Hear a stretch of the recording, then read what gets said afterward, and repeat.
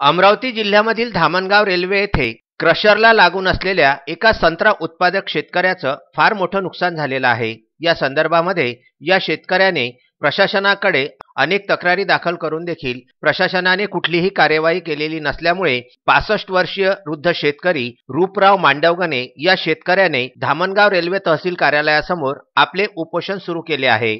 या उपोषणाचा रविवारी 7वा दिवस होता। 7वा दिवस असून सुद्धा प्रशासनाने याची दखल अद्यापही घेतलेली नाही हे विशेष। जोपर्यंत न्याय मिळत नाही तोपर्यंत आपण इथून हलणार नाही असे शेतकऱ्यांनी विदर्भ न्यूजशी बोलताना सांगितले।